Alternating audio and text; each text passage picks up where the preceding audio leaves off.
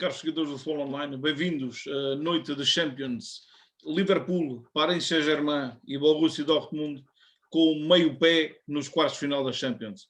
Porto deixa tudo para decidir em Turim. Depois destes 4 jogos realizados ontem e hoje, é assim o panorama dos oitavos de final da Champions, com Liverpool, Paris Saint-Germain e Borussia Dortmund com vitórias fora de portas. Eu diria até mais do que meio pé nos quartos de final. O Futebol Clube do Porto, o único representante português nestas Champions, deixar tudo para decidir a 9 de março em Turim. Este programa do Futebol Online é uma novidade também, é uma novidade dedicada precisamente à Champions League, onde está o Futebol Clube do Porto. Hoje tenho comigo para comentar estes 4 jogos e fazer o rescaldo destes 4 jogos de Champions o Mr. Nuno Gomes do Damaense, o Pedro Braz e o João Matos Reis, comentadores do painel residente do Futebol Online. Antes de mais, boa noite a todos, muito obrigado ao João, ao Pedro e ao Mr. Nuno Gomes por estarem aqui. E vamos começar precisamente, Mr. Nuno Gomes, vamos começar pelo seu Futebol Clube do Porto.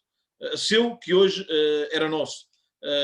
Embora do outro lado houvesse um representante de luxo do nosso futebol português, Mister, concorda comigo que o Futebol Clube do Porto perdeu, se calhar, uma das melhores oportunidades que teve para arrumar desde já a eliminatória e ultrapassar uma Juventus que fez um jogo muito aquém das expectativas no Dragão? O Mister Nuno Gomes está sem som, tem que carregar no microfone.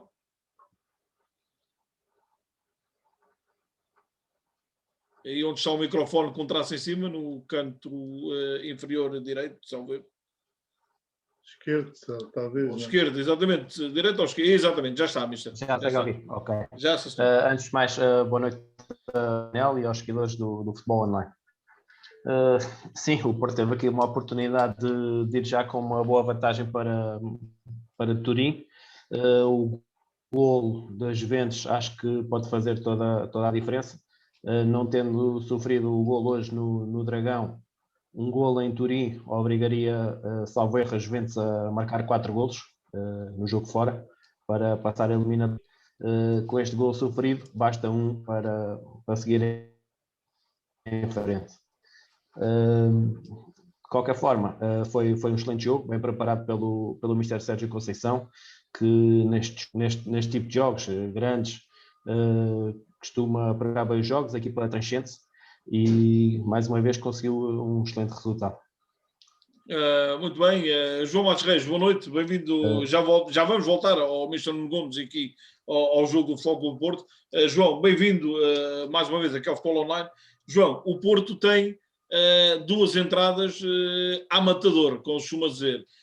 Logo no primeiro minuto de jogo, o Taremi aproveita um deslize do Betancourt e do guarda-redes da Juventus, que resulta em golo, com aquela tal história que nós aqui tantas vezes falamos, do sair a jogar quando às vezes é impossível, e às vezes o resultado é este que aconteceu, e depois entra para a segunda parte uma Juventus a tentar ir em busca do resultado, e ainda nem um minuto estava decorrido, e já o Marega fazia o 2-0. Tudo lançado para um Porto cimentar, digamos assim, a sua posição nos quartos de final, até que aos 82 minutos o Rabiot entra muito bem pela esquerda, cruza, e o Chiesa faz um excelente golo que coloca em aberto de novo a eliminatória. Sim, primeiro que tudo, boa noite a todos e obrigado pela oportunidade. Isto realmente é uma estreia da Champions e fazer parte da estreia também é sempre um por maior. E também boa noite ao painel e a todos que nos ouvem.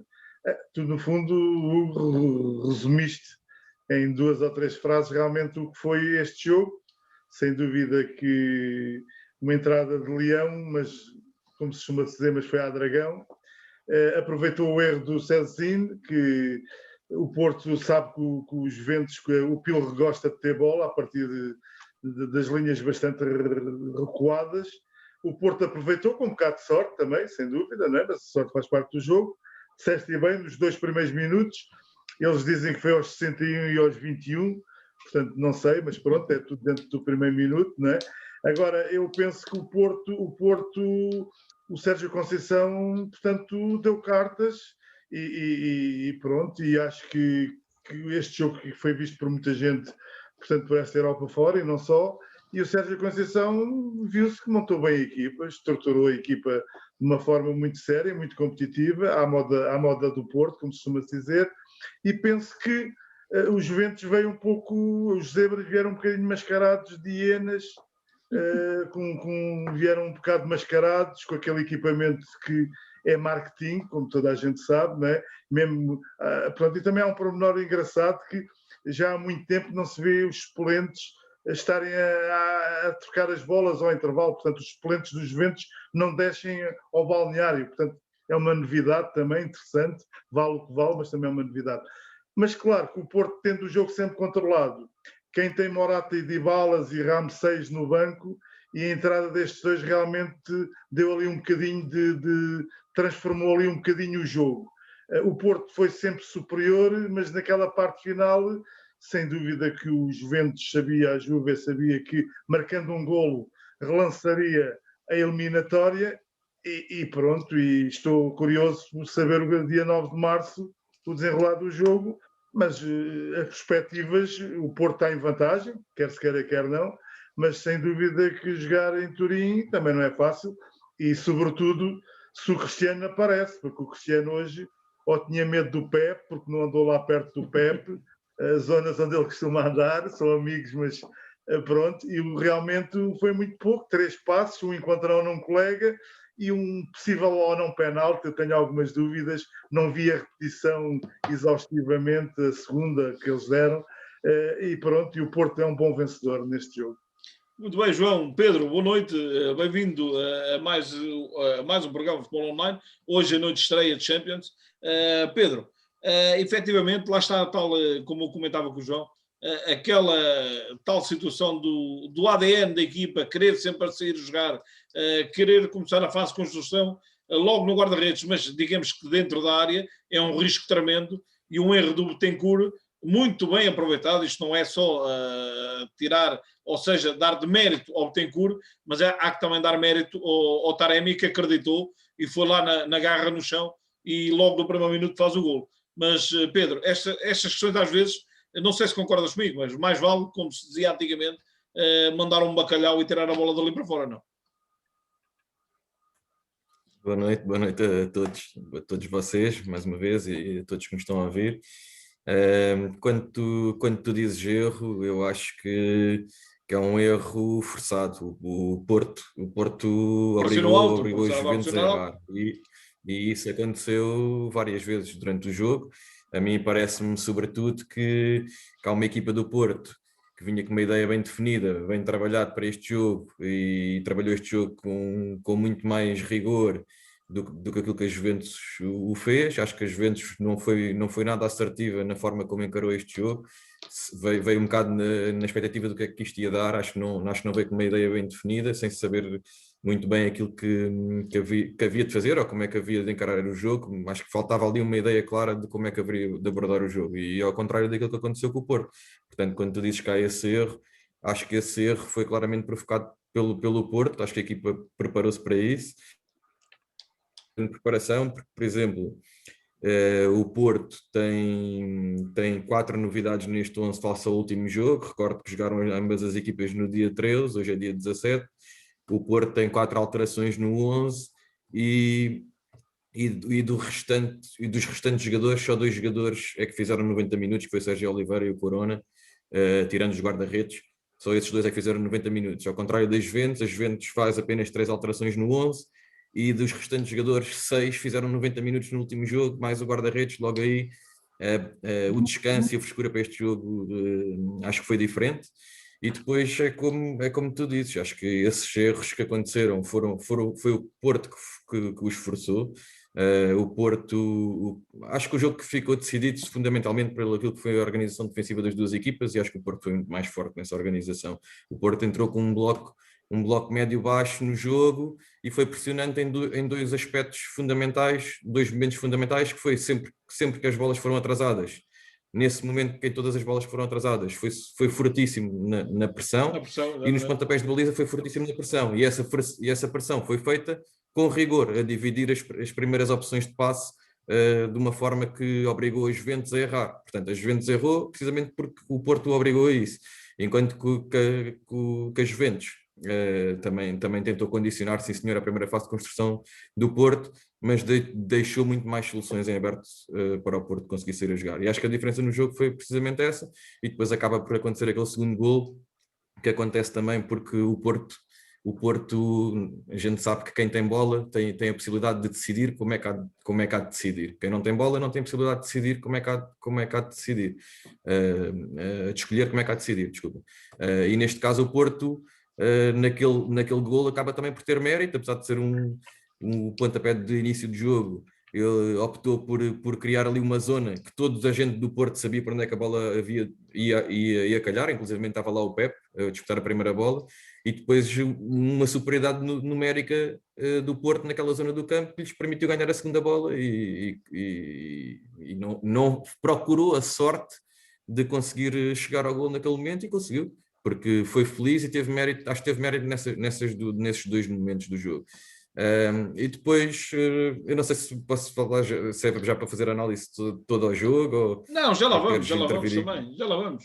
Pronto. Então, mas acho que fundamentalmente acho que foi essa a situação. Acho que o Porto ganhou o jogo porque foi muito mais forte no processo defensivo, porque as duas equipas não tiveram muita posse no último terço, tirando agora os últimos minutos das Juventus, não tiveram muita posse no último terço, e acho que o que deu a vitória ao Porto foi a assertividade e a ideia de jogo e a qualidade do processo defensivo, sobretudo face àquilo que foi as Juventus. Muito bem, Pedro, já vou voltar a ti.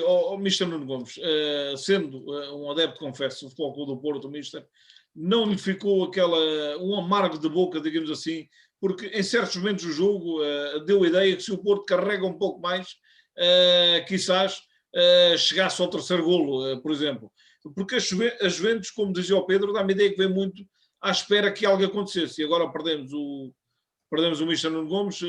Pedro, eu coloco-te a questão, entretanto o Mister há de voltar a entrar, mas no seguimento do que estava a dizer, fica a ideia que a Juventus vem um pouco à espera do que poderia acontecer.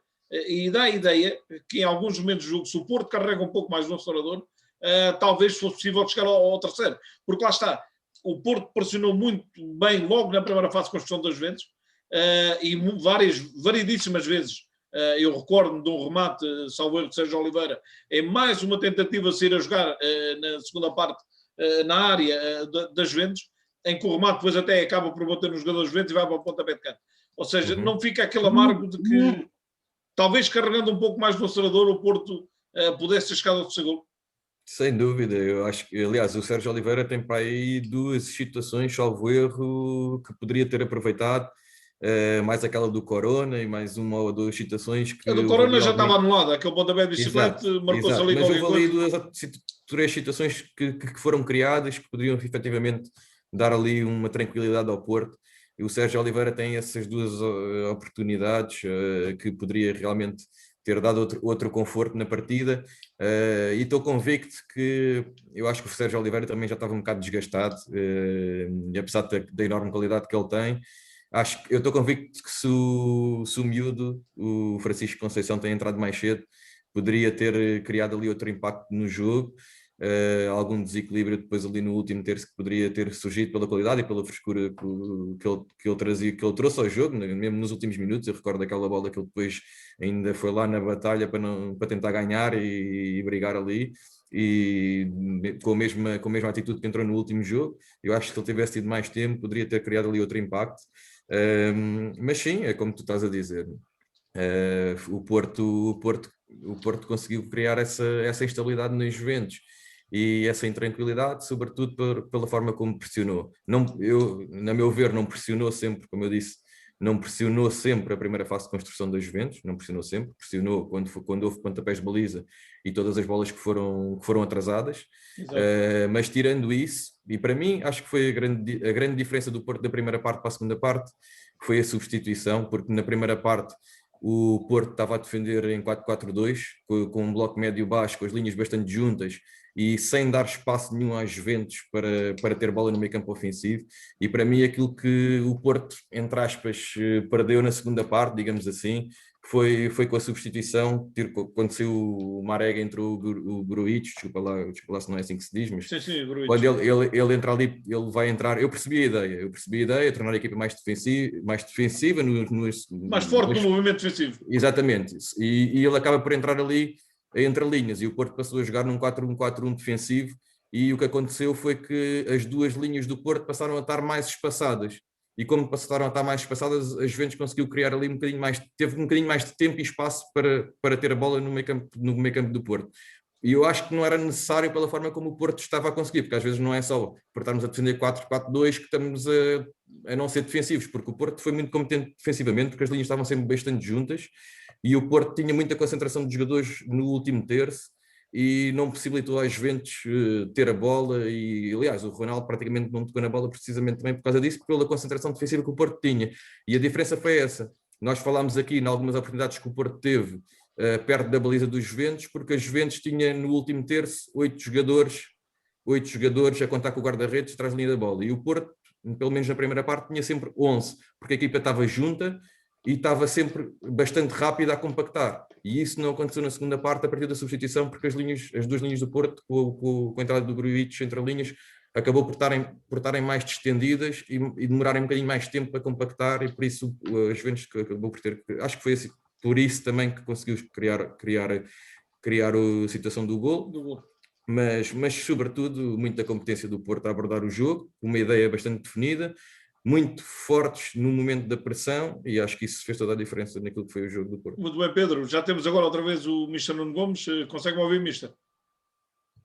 Sim, perfeitamente. Sim, tinha ido a ligação abaixo. Mr., não sei se ouviu a explicação do Pedro. O que é certo, lá está. A entrada do Gruitch para a saída do Marega dá o sinal à equipa que é para tornar mais forte defensivamente.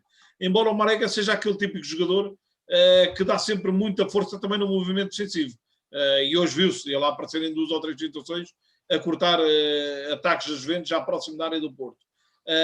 Eu já tive a possibilidade de ouvir Sérgio Conceição, que dizia na flash interview que os jogadores do Porto não mereciam o golo do Chiesa aos 82 minutos. Concorda com esta afirmação do Mister? O golo da Juventus acaba por surgir ali numa jogada pelo lado esquerdo do Rabiot, que a linha média demora a voltar. Foi uma das poucas vezes que a equipa se desuniu e que a linha média demorou a colar a linha defensiva, e acabou por dar esse golo, que faz a diferença. Em relação a essa mexida, foi o claro sinal para fechar ainda mais o corredor central, porque a Juventus povoa muito o corredor central e dá muita liberdade aos jogadores para tentar receber aí nas costas da linha média adversária, e colocando mais um médio defensivo, abdicando do Marega, acabam por fechar melhor esse espaço. Talvez a opção pelo Taremi tenha sido pela maior qualidade técnica, para segurar aquela primeira bola, para dar tempo à equipa de subir no terreno. Talvez tenha passado um bocadinho por aí. Mas, Mister, enquanto adepto do Porto, não lhe fica um amargo de boca que se calhar estava mais perto, como estava o jogo, do 3-0, pelo menos até aos 75 minutos, sim. Do 3-0 do que do 2-1 para a Juventus? Sim, fica essa amargo de boca, mas o futebol é mesmo assim. E mesmo com 3-0, acho que na Liga dos Campeões nunca nenhuma eliminatória está fechada, e o passado recente tem-nos dito isso, com grandes remontadas na segunda mão. A qualidade é tanta que qualquer equipa, num dia bom, pode dar a volta à eliminatória. É óbvio que com 2-0 ou com 3-0 está o Porto muito mais perto de passar do que com este 2-1. A diferença é enorme. Agora obriga sempre a marcar em Turim. Desde que a Juventus marcou, o Porto terá que marcar também, não é? Há pouco ia dizer, que caiu a minha ligação, que antes do jogo estava à espera de uma linha defensiva de 5 do Porto. Acabou por vir com uma linha de 4 e com 2 pontas de lança. Também ia ser usado o Sérgio Conceição, logo a condicionar a primeira fase de construção das Juventus, onde costumam ter a qualidade do Bonucci, que hoje não teve, que é muito superior nessa fase aos restantes. O Demiral que entrou lá. Sim, tanto ao Demiral como ao De Ligt ou ao Chiellini. E o Porto, e bem, condicionou logo aí a Juventus para impedir que tivessem sucesso a ligar o jogo, e com sucesso. Acabou por dar o primeiro golo. Podiam ter feito mais, ali alguns momentos não conseguiram ligar bem o jogo depois de recuperar a bola, ou não decidir bem, ou o gesto técnico acabou por não ser o melhor. Não podia ter dado mais golos. Foi usado esta peste no momento certo, a ativarem a pressão no dia que a Juventus tivesse bola e que conseguisse ligar o jogo, principalmente com bolas nas costas do Porto, ou os próprios diagonais que são comuns ao Bonucci, que hoje não realidade. Realça também a ausência do Arthur na Juventus, que é um médio com muita qualidade, que dá outra qualidade que hoje acabaram por não ter. Também é uma ausência importante. Também a opção de jogar o Kulusevski em vez do Morata também mudou um bocadinho aquilo que é o jogo. Talvez aí eu vejo um bocadinho de respeito das Juventus. Exato, porque o Morata é mais fixo, não é? E o Kulusevski tem mais dinâmica, não é? Sim. Vejo aí respeito do Pirlo em relação ao Porto, a respeitar a equipa, também essa opção. Também talvez a ausência do Quadrado também se fez notar um bocadinho. Também é um jogador com algum desequilíbrio pelo corredor lateral, que foi uma coisa que hoje não houve, e ele costuma dar esse desequilíbrio, muitas vezes até a jogar a lateral direito, depois com liberdade para subir, construção a 3 com os dois centrais e o lateral do lado contrário, e ele acaba por garantir a largura e acaba por haver muito desequilíbrio também por aí. Hoje não houve, mas numa equipa como a Juventus, tal como o Porto na Liga Nacional, não se pode estar a chorar ausências ou a servir de desculpa, tendo em conta a qualidade dos plantéis. Claro. João, o João acompanhou o jogo como eu, e lá está. Eu acho que hoje, para nós portugueses, ficou provado a época menos boa que a Juventus está a fazer. Está em quarto lugar, a 8 pontos do Inter Milão, que é primeiro, com menos um jogo, mas o Inter Milão leva 8 pontos de avanço, porque a Juventus mostrou muito pouco no Dragão. E eu arrisco-me a dizer, e não sei se vocês concordam, e podem intervir a qualquer momento, não têm que esperar que eu vos passe a palavra, não sei se concorda, João, que a Juventus mostrou um pouco mais a partir do minuto 77, quando sai o Kulusevski, o sueco, e entra o Ramsey. E aí dá a ideia que a Juventus avançou um pouco mais as linhas, e foi efetivamente, precisamente passados 5 minutos, que surge o golo. Não sei se ficou com essa ideia também, João. Sim, sem dúvida. E os colegas aí do painel, tanto o Nuno como o Pedro, já focaram bem essas situações das faltas que, portanto, que a Juventus não se apresentou na máxima força, mas isso é tudo relativo, porque quem tem um plantel milionário como eles, os 11 que jogam são todos bons, não é? Ou quase todos, claro. Embora eu me pareça aos Juventus uma equipa desequilibrada. E neste momento eu, portanto, também acompanho um pouco o campeonato italiano, embora se bem que dá-me um pouco de tédio, porque as equipas são boas, os jogadores são bons, mas há ali qualquer coisa que falha, e hoje viu-se, os Juventus hoje foi prova disso. Os Juventus às vezes fazem lembrar uma seleção, não um clube, não uma equipa que treina muitas vezes. É uma equipa que também é um pouco desequilibrada, com todo o respeito, tem bons jogadores, mas é um pouco desequilibrada. Acho que hoje, quando ficou com o Demiral e com o De Leite, são dois centrais fortes fisicamente, mas duro de rins. Os cotas, o Bonucci, se bem que quem entrou foi o Chiellini, né? Mas lesionou-se.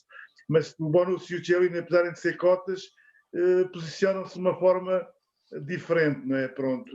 E o Bonucci dá aquela qualidade com bola que mais não consegue. Exato. Nenhum destes depois dá, não é? Nenhum destes depois dá. Depois temos uma situação que é, para além dos 4 jogadores que tiveram em subrendimento, e há um jogador que está em grande forma nos Juventus, que é o Chiesa, está em grande forma. O gol dele é de uma qualidade técnica, a maneira ele quis mesmo que a bola batesse assim, portanto não é. Mas o Rabiot andou escondido, portanto o Ronaldo escondidíssimo andou. Houve jogadores, os próprios ex-jogadores laterais do Porto, o Danilo e o D'Alessandro, também andaram um pouco em subrendimento. E no Porto, para além da equipa coletiva, aí o Hugo diz uma coisa certa: o 3-0 esteve sempre um bocadinho mais perto até ao minuto 79, 80, 82, que é o gol. Mas o que é curioso, ou não deixa de curioso, é que o Porto, fazendo talvez, quanto a mim, o melhor jogo da época, penso eu, se não foi o melhor, para lá caminhou. Portanto, fez um jogo muito competitivo, olhos nos olhos, muito organizado. O banco também deu essa estabilidade.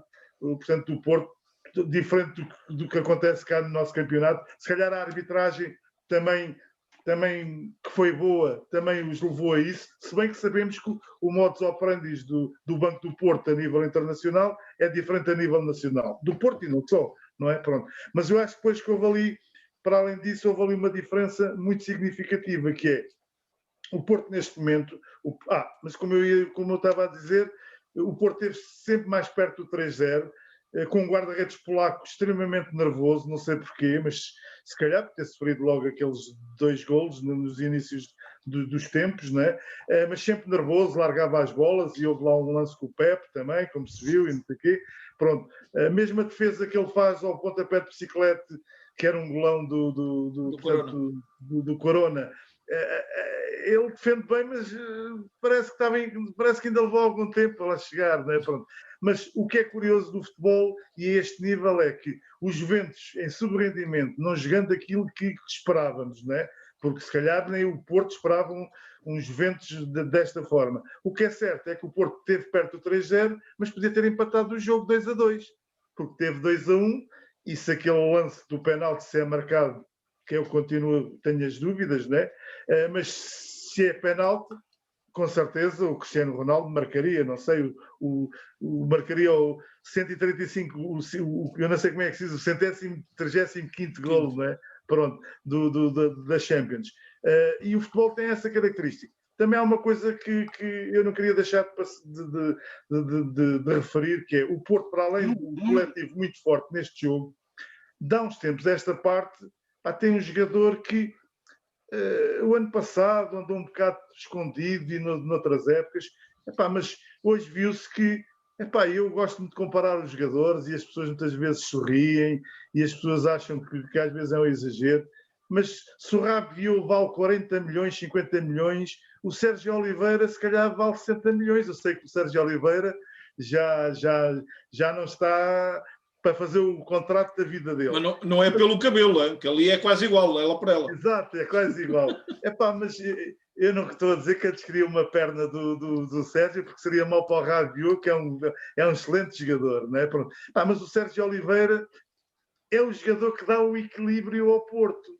O Sérgio Oliveira, aquele desequilíbrio que eu acho que os Juventus não têm, por isso é que eu acho que eles sejam, é quase uma seleção. Pronto, parece que não há ali não funciona muito em bloco, quer dizer, pronto, claro que eles acabam a pressionar o Porto, é normal, estão a perder 2-0, né? Quer dizer, é normal e tentam realmente marcar o gol. Mas o Sérgio Oliveira faz ali, sem gritar muito, é o pulmão e é o box-to-box do Porto, e ele realmente agarra as linhas, e é o Pepe atrás, né? Embora hoje o Pepe hoje nem foi uma referência muito grande.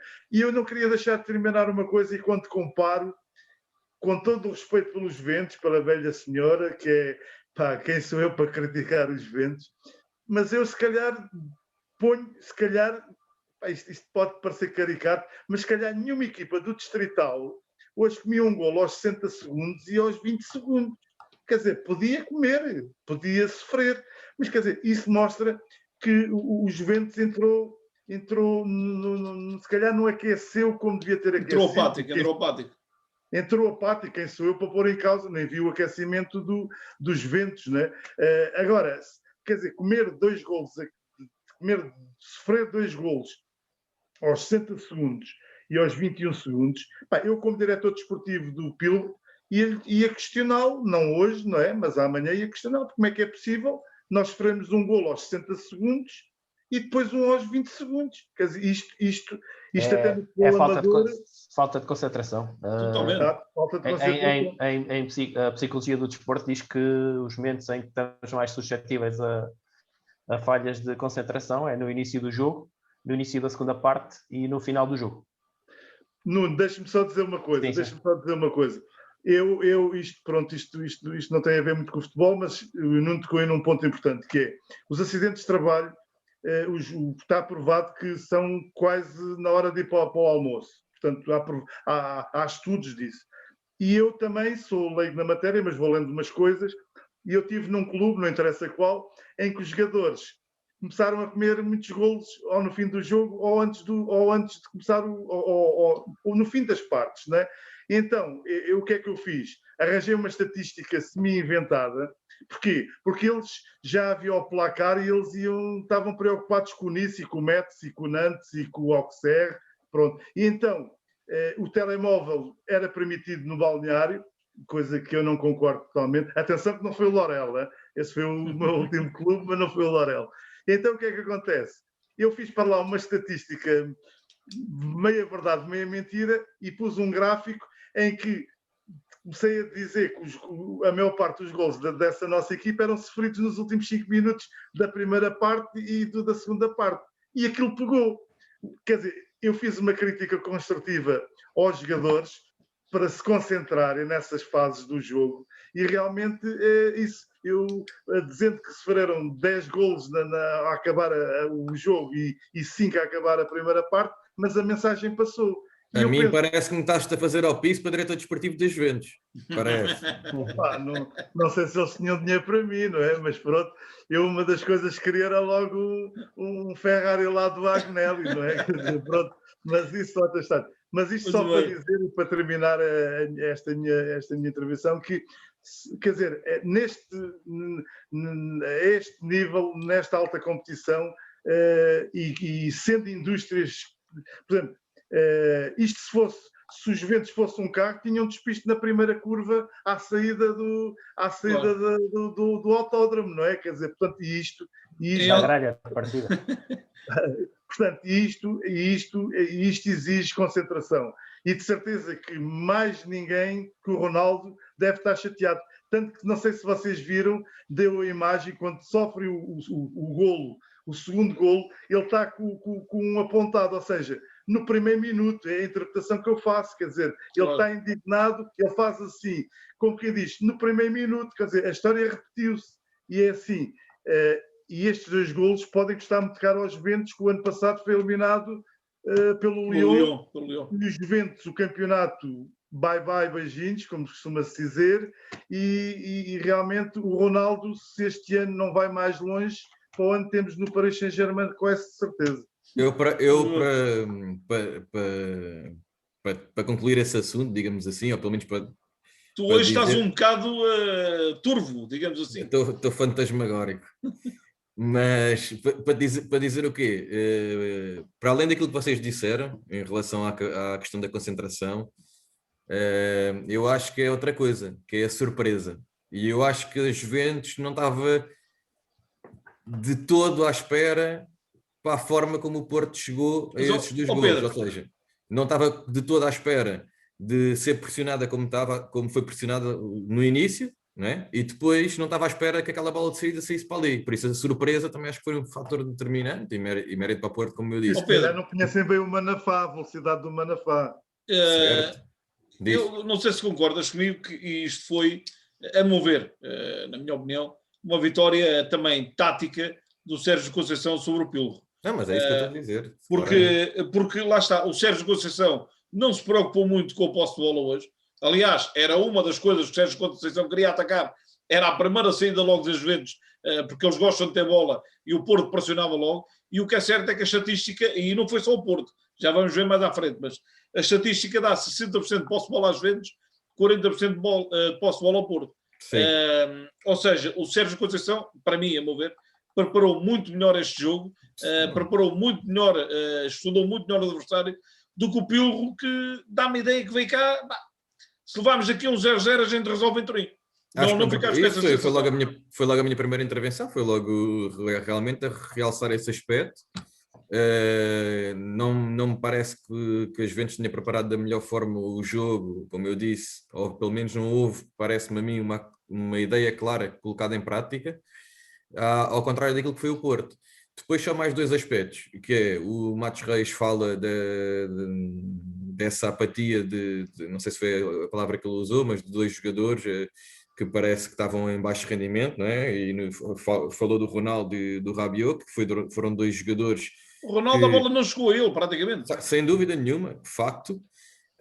Mas para além disso, mostraram estar em sub-rendimento, pelo menos, não, como tu dizes, eu acho e concordo, que foram dois dos vários jogadores que jogaram 90 minutos há 4 dias atrás. E recordo que a Juventus faz um jogo fora, com as deslocações inerentes para lá e para cá, para Nápoles, e depois agora vem outra vez fora a Portugal, sem praticamente haver esta rotatividade que o Porto apresentou. E eu acho que aí começou logo o Porto a ganhar o jogo, pela maneira como mexeu na equipa e mexeu nas alterações no jogo do Bessa logo durante o jogo. Isto foi o primeiro ponto. E depois, quando falaram aqui, e bem, que eu falei aqui também do afastamento das linhas depois na segunda parte, e o Nuno frisou esse aspecto no golo, eu acho que, como tu disseste, foi com aquela alteração das Juventus que a Juventus chegou ao golo e teve aquela capacidade de ter bola e cruzar sobre o lado esquerdo, mas eu acho e reforço que isso aconteceu fundamentalmente pela alteração do Porto e não pela alteração das Juventus. Eu percebi o que é que o Nuno estava a dizer, percebi a ideia, percebi o que é que o Sérgio Conceição se calhar tentou fazer, e a ideia é exatamente essa do espaço interior, etc., o corredor central, mas o Porto não precisava, porque na primeira parte as Juventus, como o Porto estava montado, não estava a criar, nem estava a aproveitar esse espaço, porque da maneira como o Porto estava a defender, com um bloco médio-baixo, a juntar rapidamente as linhas, com muita gente da linha da bola para trás, a Juventus não estava a aproveitar esse espaço. E eu creio que se o Porto tivesse mantido a mesma disposição sem bola, acho que isso não tinha acontecido. E houve poucos lances em que a Juventus realmente teve esse espaço, mas esse espaço aconteceu 2, 3, 4 vezes na segunda parte, depois do Porto mudar. Porque quando o Porto pôs esse homem entre linhas, com a saída do Marega e a entrada do Grujic, esse espaço que foi ocupado entre linhas obrigou as duas linhas a afastarem-se mais. E como as duas linhas se afastaram mais, foi a partir daí que a Juventus, mesmo que poucas vezes, conseguiu ter esses momentos para ter mais bola no meio campo ofensivo e esses cruzamentos que acabaram por chegar ao gol. E eu acho que a diferença foi essa. O Porto não precisava de ter feito essa alteração, apesar de eu ter percebido, não precisava, porque a Juventus não estava a conseguir entrar aí, porque o Porto estava a conseguir ter as duas linhas, apesar de estar a jogar num 4-4-2 e ter mudado para um 4-1-4-1, as duas linhas do Porto estavam bastante juntas e eram muito mais rapidamente compactadas do que depois dessa alteração. E acho que aí é que depois a Juventus, entre aspas, cresceu, ou pelo menos teve 1 ou 2 ou 3 a partir da entrada do Ramos. Mais espaço. A partir da entrada do Ramos. E se calhar faltou a pressão de um homem na frente ao jogador que mete a bola no Rabiot. Se tivesse lá o Marega, se calhar tinha condicionado de outra forma. Exatamente. O central, que coloca a bola no corredor. Talvez, até por isso eu acho que o Francisco Conceição devia ter entrado um bocadinho mais cedo.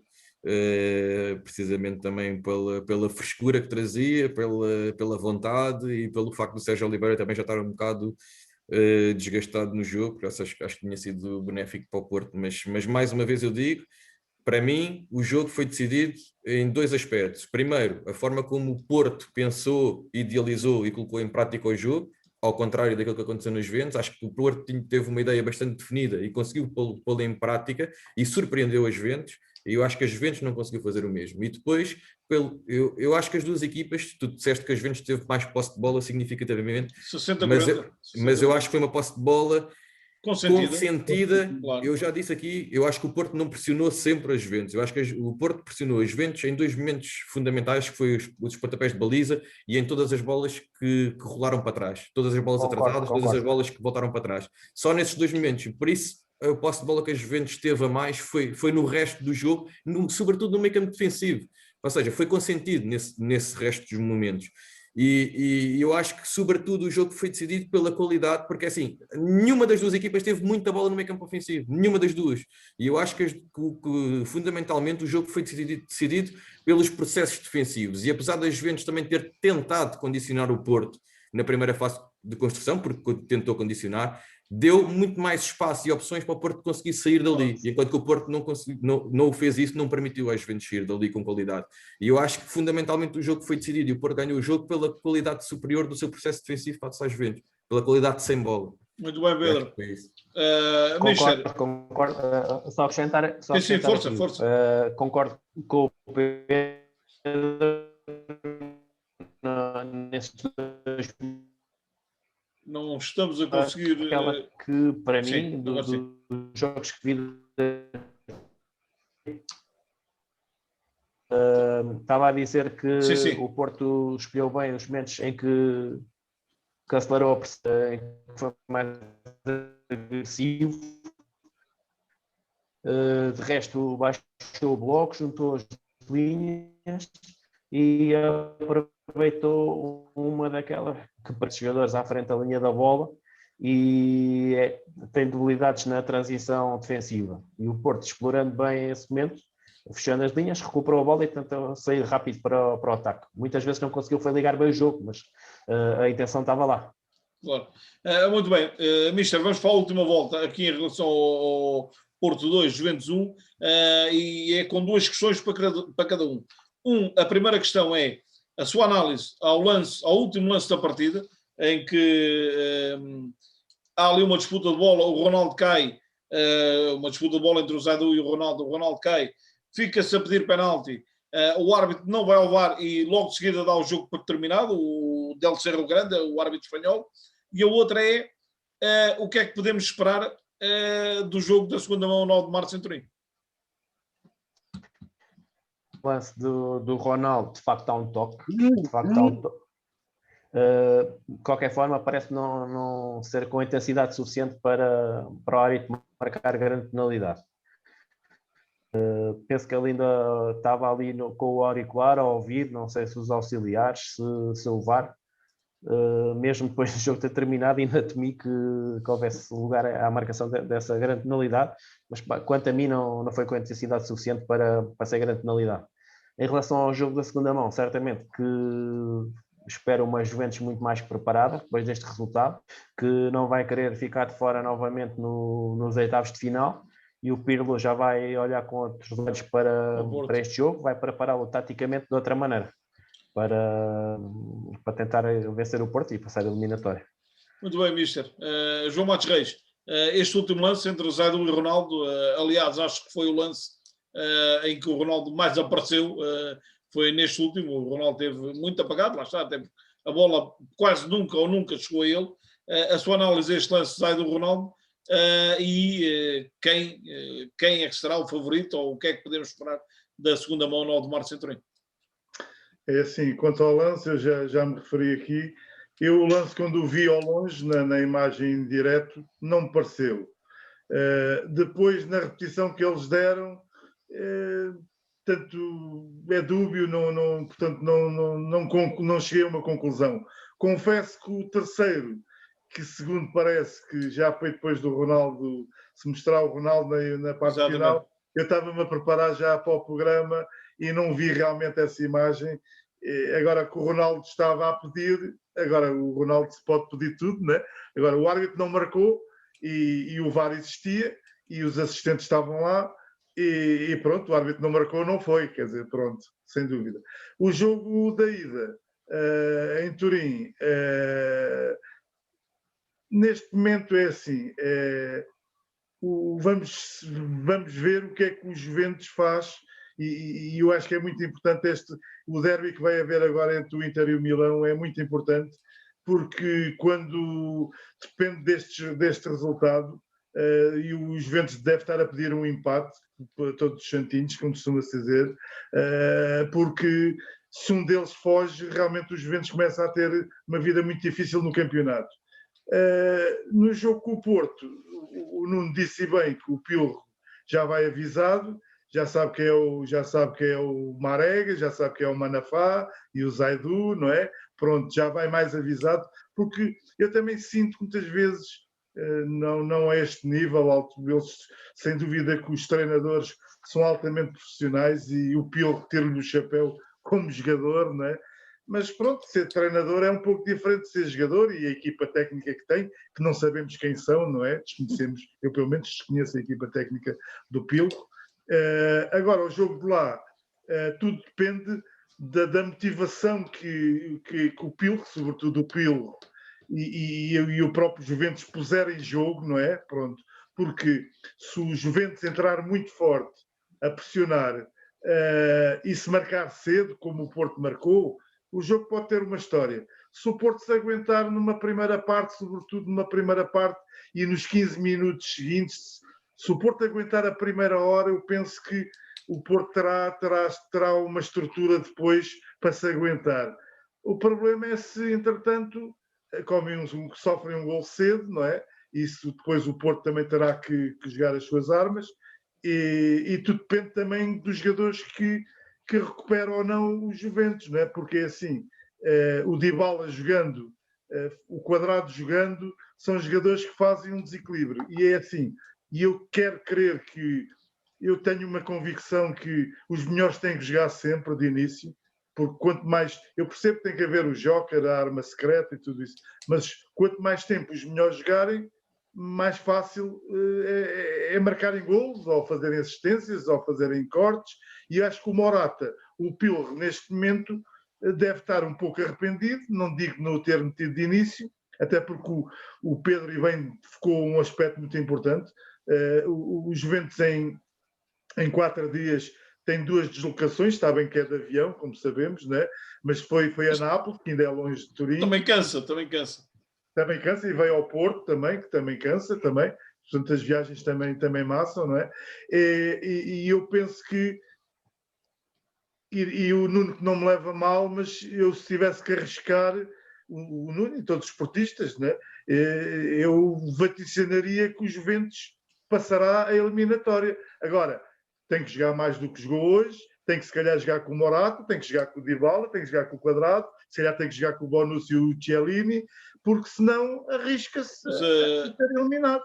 Claro, a Dybala e Bonucci estavam na ficha de jogo, mas estavam impossibilitados de ir o jogo. Aliás, eu acho que isto foi um mind games do Pilro em relação ao Dybala e ao Bonucci, porque segundo o que eu sei... Para baralhar. Exatamente. Inclusive viu-se o Dybala ali a tocar a bola ao intervalo e tal, mas o que foi tornado público é que o Dybala não podia ir a jogo, nem ele nem o Bonucci, mas que no entanto vinham com a equipa.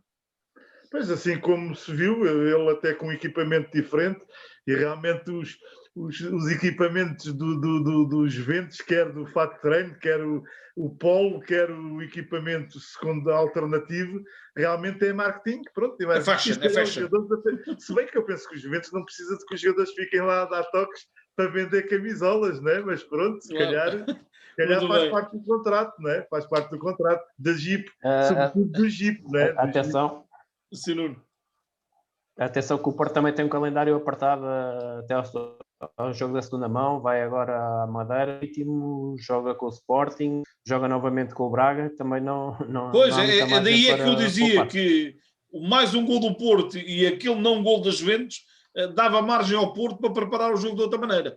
Agora assim vai ter que se calhar meter as fichas todas neste jogo e aliás, ter que gerir muito bem, né? Mas se calhar o Porto tem 14, 15 jogadores de alto nível, ou de nível médio-alto, e os Juventus têm 20 de nível médio-altíssimo, não é? Quer dizer, pronto, talvez... Mas tudo depende dos 11 que entrem em campo e das alternativas que tenham para esse jogo também. Claro. Mas esperemos que o Porto passe, sem dúvida. O calendário da Liga Portuguesa também não se percebe muito. Quando andamos em setembro, outubro e novembro, cada vez que para seleções, no fim de semana a seguir, são jogos da Taça da Liga, jogos da 2 e 3 semanas sem jogar, sem qualquer nível de dificuldade. Sim, 2, 3 semanas sem jogar. Depois, nesta altura que os clubes vão reiniciar as competições europeias, tem uma grande carga de jogos e de elevado nível de dificuldade. Não se percebe esta gestão. Benfica, Porto e Braga a jogar em 3 em 3 dias. Isso já o Mourinho se queixa do futebol inglês, não é? Então ele uma vez até ameaçou não ir a jogo ou levar a terceira linha, não é? Mas, por exemplo, ainda bem que agora tocam nisso e não tem muito a ver com... Não tem nada a ver com os Champions, e tem. Eu não sei se vocês repararam, e se calhar vocês têm a resposta para isso. Eu também acho que tem a ver com direitos televisivos, mas em Portugal, por exemplo, não é permitido haver um jogo da Liga à mesma hora que se joga a Liga dos Campeões. Por isso é que o Guimarães, com o Farense, começou às 21h45. Mas à mesma hora estava a jogar o City com o Everton para a Liga Inglesa. E como é que isto justifica-se? Só pode ser direitos transmissivos. Televisões, é assim, eu estou a pagar para ter um jogo, sei que eu estou a pagar para transmitir um Guimarães Farense, não é? Sei que está a ver a Champions, não vou pôr o meu jogo ao mesmo tempo do que a Champions, ninguém vai ver, né? Eu estou a pagar para aquele jogo ser visto por pessoas. A própria televisão, se compra o direito desportivo, o direito para transmitir, escolhe a hora do jogo, né? Portanto, vai transmitir a hora que lhe lá está, dá jeito. outros interesses que nada com o futebol têm a ver, não é verdade? Exatamente. Pronto, mas já agora então... São diferentes os ingleses, pronto, não é só o Brexit, não é? Portanto, já a não aderência portanto, ao euro, portanto, os ingleses são diferentes, que conduzem pelo sentido lado esquerdo. oposto, lado esquerdo, portanto, os ingleses são diferentes nesse aspecto. Está bem, mas isto há regras, eles podem ser muito diferentes, mas quem manda meter uma regra... Claro. E atenção que os ingleses tinham, pronto, aquele problema do Boxing Day, daqueles jogos no Ano Novo, que o calendário tornava-se muito denso e agora, a seguir a essa série de jogos, tem ali uma pausa em que em alguns fins de semana são jogos da Taça da Liga, da Taça da Inglaterra, e se calhar permite chegar a esta fase um bocadinho mais folgada do que antes. Porque eu não me lembro de haver estes jogos da Taça com esta incidência, por acaso não me lembro. Foi um reajuste que fizeram. Muito bem. Pedro, então, vamos fechar o tema Porto, Pedro, e eu coloco também uma questão. A tua opinião em relação ao último lance entre o Zé e o Ronaldo, é penalti ou não é penalti na tua perspectiva? E o que é que podemos esperar do jogo da segunda mão a 9 de março? Bom, em primeiro lugar, o Matos Reis, afinal, acho que já perdeu a oportunidade de ir para as Juventus, porque não conhece a equipa técnica do Pirlo, portanto, acho que já não vai para lá. Em relação ao lance do penalti, por acaso eu, quando estava a ver o lance em direto, não me apercebi do que é que possa ter havido. Na primeira repetição que eu vi, logo no jogo, na primeira repetição, o único ângulo que eu vi, não me parece ser falta. Depois, entretanto, já me mandaram aqui algumas imagens de outros ângulos e já vejo que há ali um contacto. Eu acho que qualquer que fosse a decisão do árbitro... Eu acho que qualquer que fosse a decisão do árbitro, eu acho que iria aceitar, acho que aceito que não tenha sido penalti, aceitaria se tivesse marcado. Acho que é um lance um bocado de interpretação. Pedro, eu também aceito, eu tenho a minha opinião e posso dizê-lo, e o Nuno não vai levar a mal certamente. A mim parece-me penalti. Há a questão da intensidade, mas isso, não há medidores de intensidade, parece-me que há efetivamente um toque. O Ronaldo já tem aquela fama de muitos anos de carreira, em que se calhar cai mais facilmente do que outros, pronto, e se calhar pagou por isso. Para mim, o único senão aqui é para que é que existe o VAR? Porque no mínimo teria que ir analisar, como o Nuno dizia bem.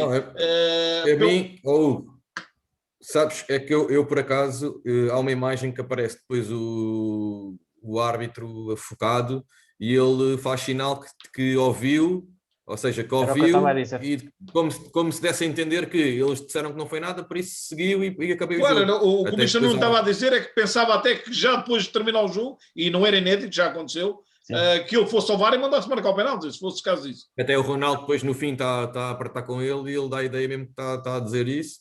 E nem sei se a primeira imagem que aparece do árbitro já tinha acabado o jogo ou não, mas a percepção que eu fiquei pela linguagem gestual do árbitro foi que, ok, eu ouvi, falei, eles disseram que estava tudo ok, portanto segue. Isto foi a minha percepção. Claro que eu acho que se o VAR tem intervido, né? Se há ali alguma coisa que o VAR disse, tinha que o ter chamado, claro. Né? Ele tinha que ter visto. Claro. Portanto, eu acho que houve uma decisão do VAR em que não houve nada, né? Acho que foi. Sim, deve ter sido uma decisão claríssima do VAR. Eu acho que o VAR, para intervir, tem que ter visto que houve um erro do árbitro para o chamar. E neste caso, claro. O VAR achou que não houve erro do árbitro. Em relação à segunda mão em Turim, eu acho que em qualquer jogo da Champions, mesmo que tivesse ficado, sinceramente, eu acho que mesmo que tivesse ficado 4-0, acho que não estava a eliminatória fechada. Estando 2-1, ou estando 0-0, ou estando 1 igual, acho que nunca iria estar fechado. Acho que o 2-0, obviamente, ou um 3-0 é diferente do que ir com 2-1. Acho que fica muito mais fácil para a Juventus passar do que se tivesse ficado 2-0, né? Obviamente, como o Nuno também estava a dizer. No entanto, acho que houve aqui uma coisa importante que foi, como eu disse, eu acho que o Porto ganha pela qualidade, para já, como eu disse, pela qualidade da ideia e da forma como abordou o jogo, daquilo que foi a estratégia para o jogo, ponto número 1. E depois pela competência e a qualidade que apresentou no processo defensivo. E dito isto, o Porto, indo a Turim, tendo a ganhar o jogo e tendo demonstrado a qualidade no processo defensivo, quer tenha sido a condicionar a primeira fase de construção do adversário nos 2 momentos que eu identifiquei, quer tenha sido a fechar os caminhos para a baliza no último terço, muitas das vezes, sobretudo na primeira parte, com os 11 jogadores da linha da bola para trás. Eu acho que a qualidade que o Porto demonstrou e a competência que demonstrou no processo defensivo, estando em vantagem na eliminatória, tem tudo para poder passar. Se bem, pronto, eu acho que nós todos já sabíamos que ia ser difícil o Porto ganhar cá. Muito mais difícil vai ser ganhar lá, mas eu acho que tendo surpreendido e tendo demonstrado aquilo que demonstrou, acho que está em aberto. Acho que qualquer uma das duas equipas pode passar, mas muito de mérito ao Porto nesta vitória. Acho que surpreendeu as Juventus, portanto, não tem tudo para voltar a surpreender. Muito bem, Pedro. E eu, para terminar este Porto 2, Juventus 1, dizer que, na minha opinião, e tiro o chapéu ao Porto, porque muitos pensavam que iria ser vitória fácil das Juventus, e o Porto vence, leva a eliminatória aberta para Turim, com uma vantagem no golo, porque leva uma vantagem no golo, e acima de tudo há aqui um aspecto importante, que é Champions, e uma vitória vale muito dinheiro, e o Porto consegue efetivamente esses milhões hoje com a vitória frente às Juventus, a vitória é essa que ninguém esperava. Passamos então aos outros 3 jogos. Não deixa e ganha pela primeira vez aos Juventus. E ganha pela primeira vez às Juventus, exatamente. Passamos então aos outros 3 jogos dos oitavos de final. Lá está.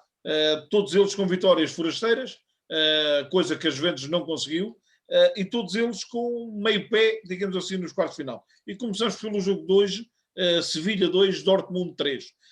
Marca para o Sevilha o Suso, aos 7 minutos. O Sevilha entra forte, marca logo aos 7 minutos pelo Suso. Depois o Dahoud empata aos 19 e o homem-golo, Erling Haaland, Biza aos 27 e aos 43, e coloca e chega ao intervalo a equipa do Dortmund a vencer 3-1, e o Haaland com 8 golos é o líder dos marcadores nestas Champions. Já na segunda parte, próximo do fim, aos 84, o Luke de Jong dá, digamos que um balão de oxigênio à equipa de Lopetegui e reduz para 3-2. No entanto, recordo que o Sevilha vai a Dortmund com uma desvantagem de 3-2 na sua casa. Obviamente não vai ser fácil de recuperar. Um Sevilha que é quarto na Liga Espanhola a 10 pontos do primeiro, que é o Atlético Madrid, e um Dortmund que é sexto a 16 pontos do primeiro da Bundesliga. Mr. Nuno, alguma surpresa nesta vitória do Dortmund num jogo com 5 golos, ou seja, um jogo muito animado? Sim, foi um jogo animado, 2 boas equipas, apesar do Dortmund estar a desiludir um pouco na Liga Alemã, mas já se esperava aqui um jogo que podia cair para qualquer um dos lados, das boas equipas. Ou melhor o Sevilha, depois ainda na primeira parte o Dortmund consegue fazer a reviravolta, ainda consegue uma vantagem de 2 golos. Segundo sei, por volta dos 60 minutos, o Lopetegui arrisca e muda de 4-3-3 para 3-4-3, ainda consegue chegar ao 3-2. E acho que também houve um lance polémico a acabar em que o Silva um penalti que poderia dar o empate. O 3-3. Mas, Nuno, há aqui uma situação curiosa, à semelhança do que eu disse do Porto, que a Juventus teve mais posse de bola. Aqui o Sevilha tem 62% de posse de bola para 38% do Dortmund. Ou seja, mais uma prova que isto há que ter bola, ou seja, há a jogar na posse, mas tem que ser uma posse que saiba o que é que sabe fazer com a bola, uma posse objetiva. Sim. Porque ter só bola e depois não saber o que é que sabe fazer com ela, o resultado acaba por ser este, não é? Sim. Assim, não só tem que saber o que é que tem que fazer com ela, como ainda tem que estar, mesmo com bola, preparados para o momento da perda. Senão passa a ser um problema, porque à partida, não tendo visto o jogo, acredito que o Dortmund tenha baixado mais as linhas. E quando atacamos contra, se calhar, 22 pernas, é muito mais difícil do que a outra equipa que está a defender e depois, quando ganha a bola, ataca contra 4 ou 5 adversários. E aí as situações tornam-se muito mais fáceis. Se não houver esta perda, também a equipa passa a ter um problema grave. Nuno, uma última questão em relação a este jogo. Vê no Sevilha de Lopetegui força e qualidade para ir a Dortmund virar a eliminatória e levar vencida este Dortmund? Acredito que é possível. Não é favorito. O Dortmund é favorito a passar a eliminatória. Leva uma vantagem de um gol, faz 3 golos fora. É o favorito, mas não acho que não seria uma surpresa assim tão grande, que é uma equipa com bastante qualidade. Ainda na época passada fez uma excelente campanha nas competições europeias e não seria uma surpresa assim tão grande. Nuno, eu agora estava-me a rir porque o Sevilha é craque, mas é na Liga Europa. Sim. Na Liga dos Campeões a coisa complica mais um bocadinho, não é? Sim, mas este ano já lá não vai ganhar na Liga Europa. Exatamente, este ano já não vai. Muito bem, Nuno. João Matos Reis, vitória dos alemães do Dortmund de Edin Terzic em Sevilha, frente ao Sevilha de Lopetegui, que até entrou a ganhar, mas Daoud e Haaland viraram ainda o jogo na primeira metade. Surpresa neste resultado, João? É assim, eu se calhar acho aqui que houve uma zebra, se calhar neste jogo. Portanto, neste jogo esperaria se calhar que o Dortmund, ao fim das duas mãos, fosse quem passasse. E embora estas equipas, e são equipas que nós conhecemos, que normalmente têm o 12º jogador, é conhecido a torcida sevilhana e a torcida do Dortmund. Portanto, lá o muro de Dortmund, que o Sevilha vai se livrar dele desta vez, não é? Está lá só o cimento e as cadeiras. Mas, de qualquer das maneiras, eu pensaria que o Sevilha, que é o Senhor Europa, não é? O Senhor Liga Europa, portanto, pudesse não ter perdido em casa este jogo. Portanto, marcando 3 golos fora. Mas quem tem Haaland pode marcar golos em qualquer sítio, não é? Portanto, eu quero acreditar que o Borussia, depois de ter marcado 3 golos fora, não vai deixar fugir a eliminatória. Mas são duas equipas muito competitivas, a eliminatória está aberta, mas eu penso que o Sevilha já nos acostumou a grandes remontadas. Não esquecer que o Sevilha permanentemente está ali logo a seguir aos 3 grandes espanhóis neste momento, como sabemos o Real, o Barcelona, o Atlético de Madrid, e eles andam sempre ali coladinhos. Apesar do futebol espanhol, eu penso que perdeu um pouco ou aquele encantamento, ou aquele gás, ou aquela fúria. Há qualquer coisa que se está a passar, até porque grandes jogadores estão a sair de Espanha, e o Messi é um deles que também quer sair, enquanto o futebol alemão é muito consistente. Há quem ponha em causa se a Premier League ou a Bundesliga, qual deles é o mais forte, não é? Claro que muita gente depois vem dizer a Bundesliga é muito forte, mas o Bayern é sempre campeão, não é? O problema é que o Bayern tem uma estratégia que é aniquilar o adversário direto, e este do Borussia Dortmund tem sido uma vítima e grande do Bayern Munique, não é? Mas eu penso que com Reus e Haaland e companhia limitada, que é favorito. Eu penso que os amarelos devem passar a eliminatória. Muito bem, João. Pedro, esta vitória do Dortmund de Sevilha surpreendeu de alguma maneira ou não? Não, acho que não acaba por não me surpreender. Eram favoritos, ganharam. Eu concordo com o Matos Reis, apesar de não haver público e normalmente é um fator super forte do Dortmund. Eu acho que vai ser muito difícil para o Sevilha passar em Dortmund, sinceramente. Tu falas que houve muito mais posse de bola para o Sevilha, 62, o que é um facto, mas também houve mais remates para o Sevilha, também houve mais cantos para o Sevilha, por isso eu acho que o Sevilha também tentou sempre chegar à baliza. A questão é que o Dortmund, mesmo tendo menos bola, mesmo tendo menos remates, mesmo tendo menos cantos, o Dortmund em 5 remates que teve à baliza do Sevilha faz 3 golos. E eu acho que o Sevilha só faz 4 remates e faz 2. Sim, ok. mas teve menos bola, portanto menos oportunidades de lá chegar. Claro. E eu acho que a diferença é essa. Eu acho que o Dortmund também tem um plantel com muita qualidade mesmo, e eu acho que ter feito 3 golos fora e a segunda mão ser em Dortmund, acho que tem sinceramente muitas probabilidades de passar esta eliminatória, e acho que vai ser sinceramente muito difícil para o Sevilha ir à Alemanha passar, sinceramente. Sai na frente do Dortmund, então. Muito bem, Pedro. Mr. Nuno Gomes, próximo jogo, disputado, os 2 jogos disputados ontem, jogo disputado em Budapeste, devido ao Liverpool não ter autorização para aterrar na Alemanha.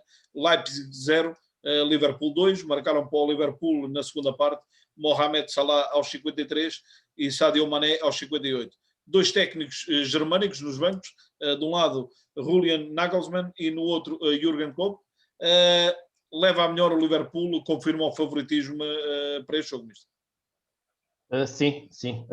À partida o Liverpool seria favorito, apesar deste Leipzig ser uma excelente equipa e bem comandada. Mas tendo em conta o histórico e por ser o campeão inglês e foi campeão europeu, o Liverpool seria o favorito. O Liverpool que não está muito bem, né? Exatamente. Não, esta época tem passado por algumas dificuldades, tem tido lesões em jogadores importantes, principalmente na linha defensiva, que tem feito com que a equipa tenha uma prestação intermitente. A começar logo no Van Dijk, né? Por... Sim, que é o, se calhar, que é o esteio daquela defesa. Do mundo. Exatamente. Sim. Entretanto, neste jogo, que não só vi mesmo o resumo, acabam por beneficiar de um passe atrasado do jogador do Leipzig, que acaba por isolar o Salah. Tinha que ir logo ali nos pés do que acaba por fazer o 1-0. E depois, numa transição, ganham a bola, lançam rápido, o central do Leipzig acaba por falhar, e até é um dos melhores jogadores da equipa, e o Mané acaba por sentenciar o resultado, e com este 2-0 penso que o Liverpool, na Liga dos Campeões, tendo em conta a qualidade dos intervenientes, nunca está decidido, penso que é claro favorito a passar a eliminatória o Liverpool.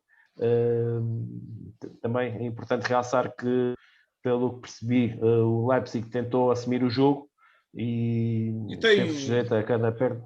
E tem uma grande oportunidade de gol logo no início, com o espanhol Olmo a proporcionar uma grande defesa ao guarda-redes do Liverpool. E teve sujeito às transições daquela tripla do Liverpool, do Firmino, do Salah, são letais. Essa tripla digamos que é a tripla de sonho para qualquer treinador, porque ter uma tripla atacante daquelas, alto lá. João Matos Reis, a vitória do Liverpool, do Jürgen Klopp, a dar um pontapé, digamos que na crise interna, porque efetivamente não estão a correr bem as coisas na Premier League, mas a conseguir ir ganhar. Não foi a Alemanha, foi em Budapeste, na Hungria, ao Leipzig, que também é muito bem orientado pelo Nagelsmann. Sim, quer dizer, sem dúvida que o Liverpool pôs as fichas todas, as que tem neste momento, embora são fichas de alto rendimento, e aquele tridente avançado é realmente qualquer coisa do outro mundo, não é? Como costuma-se dizer. O jogo sendo em campo neutro, portanto, abriria ainda um pouco as hipóteses, porque isto como costuma ser, os campos não terem público, não é a mesma coisa, mas é diferente jogar na Alemanha do que jogar, claro, portanto, jogar na Hungria, não é? Em Budapeste, no Campo Puskás. Eu não vi o jogo, porque estive a ver o Barcelona, mas depois li algumas coisas, vi o resumo, e realmente sei que foi um jogo equilibrado, sistemas táticos semelhantes, 4-3-3, e é um jogo bem disputado, em que, sem dúvida, que viu-se logo aquele lance do Olmo, que desta vez o Alisson teve sorte, porque parece quase um milagre como é que a bola bate no poste e passa nas costas, e ele que é alto e grosso, portanto ele não é assim tão fininho como isso, e a bola parece mentira como não lhe toca, realmente ainda há milagres na bola, porque se realmente esse gol entra, o jogo era completo, pelo menos 2-0 não era, podia ser 3-1, 4-1, mas não era 2-0. E realmente, mas depois o Liverpool começou a subir, e realmente o Liverpool é perigoso. Houve um gol bem invalidado, porque a bola estava fora, e o jogo foi todo muito equilibrado, bem disputado, a posse de bola 48-52, remates 12-10, na baliza 2-3. Portanto, por aqui se vê, realmente houve um grande equilíbrio neste jogo. Realmente a diferença é que as vedetas do Liverpool não perdoam as oportunidades e o jogo é marcado. E em 5 minutos viram, em 5 minutos viram, não é? Exato, portanto há duas falhas do Sabitzer que faz um atraso, o egípcio oportunamente pegou nela, foi-se embora, e foi um corte mal medido do Mukiele, portanto a bola vem pelo ar, ele não acertou o tempo de corte, a bola por azar sobra por cima para o Mané, e o Mané também não perdoou perante o guarda-redes, que esse é que jogava em casa, que é húngaro, e pronto, e acho que as contas estão contadas. Eles deram um abraço no fim, os dois alemães, e o Nagelman, apesar de ser um puto com uma categoria formidável, portanto vamos ouvir falar muito nele, sabe que vai à cidade dos Beatles, vai lá, não digo passear, porque ele trabalha numa multinacional e tem que mostrar provas disso. Também há duas notas também muito curiosas, que eu tive a ver, que o Leipzig tem 3 franceses e tem um alemão só, portanto é um caso muito raro, muito sugêneres, de uma equipa alemã, que são grandes importadores de jogadores, não é? Mas costumam ter a maioria dos plantéis e dos 11 alemães, todas as equipas da primeira, da Bundesliga e da segunda, realmente portanto, é uma característica das equipas alemãs, é ter bastantes alemães a jogar. Neste jogo só se apresentou com o alemão.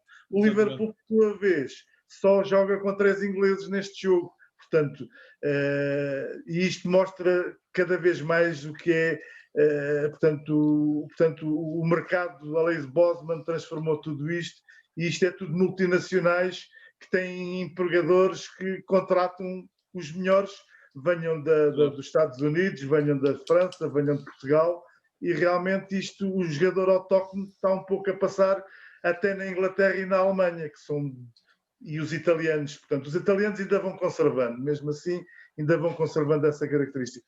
Mas quer a Premier League e mesmo a Premiership, também já começa a ter muitos estrangeiros, mas a Premier League e a Bundesliga começam a ter muitos estrangeiros. Aliás, e sabemos que quando foram para lá treinadores, o Wenger para o Arsenal, levou para lá a França toda, desportiva, não é? Até porque eram campeões, claro, estavam em ascensão, não é? Tenham eles, como eu costumo dizer, tenham eles qualidade, tudo bem. O pior é quando não têm qualidade. Isto é que é uma guerra. Exato. Pedro, a vitória dos ingleses, do germânico Jürgen Klopp, frente ao Leipzig, a confirmar o favoritismo, e agora só um milagre é que poderá dar a passagem ao Leipzig, ou não? Sim, apesar desse favoritismo e apesar dos resultados que aconteceram nesta eliminatória, eu vou-te dizer que, para mim, na minha opinião, foi o jogo que mais me surpreendeu. O resultado que mais me surpreendeu, sinceramente. Esperavas mais do Leipzig? Para mim foi o resultado que mais me surpreendeu. Acho que o Leipzig tinha condições de ter feito melhor, e eu explico porquê. Porque, assim, eu acho que nestes jogos, acho que a qualidade dos plantéis conta imenso, a qualidade do jogo conta imenso, mas conta muito a frescura para o jogo e o descanso que há. Eu acho que quando há tão pouco tempo entre jogos, acho que isso é fundamental, e eu acho que o facto do Liverpool ter tido menos um dia para descansar do que o Leipzig, nomeadamente quando se fala uma coisa é ter 6 dias de descanso e outra equipa ter 7, outra coisa é ter 3 dias para descansar e outra equipa ter 4, que foi o caso. E eu acho que esse dia de descanso de diferença que o Liverpool teve a menos, para além do facto de a única alteração do 11 face à última jornada, que era importantíssima para o Liverpool para não perder a corrida pelos lugares da frente, que acabou por perder, a única alteração que houve desse jogo para o jogo da Liga dos Campeões foi a saída do James Milner pelo Thiago Alcântara, e mesmo assim o Thiago Alcântara nesse jogo acaba por substituir o Milner logo aos 17 minutos, portanto faz praticamente quase o jogo todo. Portanto, apresentam o mesmo 11 com a única alteração, foi a entrada do Thiago Alcântara, que entrou aos 17 minutos de jogo.